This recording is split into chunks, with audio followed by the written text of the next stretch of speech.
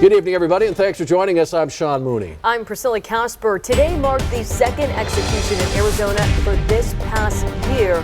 Frank Jarvis Atwood was sentenced to death in the 1987 for the kidnapping and murder of Vicki Lynn, an 8-year-old girl from Tucson. Now, Atwood was pronounced dead a little after 10 this morning. News 4 Tucson's Chorus Nylander joins us live from Florence with the very latest. Chorus. Yeah, well, this is a day that Vicki Lynn Hoskinson's family has been waiting a long time for. Frank Atwood no longer spending his night behind bars here in Florence, now an executed prisoner. By the time the clock struck 10:16 this morning, Frank Atwood was dead, executed by lethal injection. His last words were, and I quote, "Thank you, precious Father, for coming today and shepherding me into the faith. I want to thank my beautiful wife who has loved me with everything she has." Those last words came with no admission of guilt or apology to Vicki Lynn Hoskinson's family. That didn't stop them from celebrating this moment and putting their focus on remembering Vicki, who was kidnapped and murdered in 1984 at just 8 years old. Vicki, I want you to be free, little one.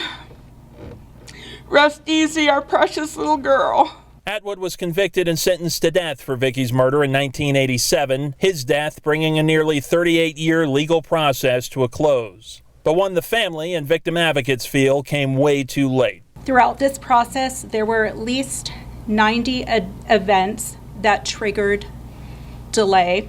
There have been repeated claims of innocence despite overwhelming evidence of guilt. And Atwood maintained his innocence all the way to his grave. Our very own Lupita Murillo was selected by the state to witness this execution here today. I want to bring her in right now, if you could. Tell us what you witnessed out here today. Well, of course, I can tell you that after waiting nearly 40 years, the family of Vicki Lynn Hoskinson now finally has justice for their daughter. It took about half an hour to prepare Frank Atwood for his execution. At 10:04, the execution order was read. 6 minutes later, he was sedated. And at 10:16, the execution was complete. A news conference was held immediately after Atwood's death, along with 2 other media witnesses chosen by the state, spoke about what we saw. It's come full circle. I was there the night that this happened, and I was there this morning when he took his last breath, and that was it.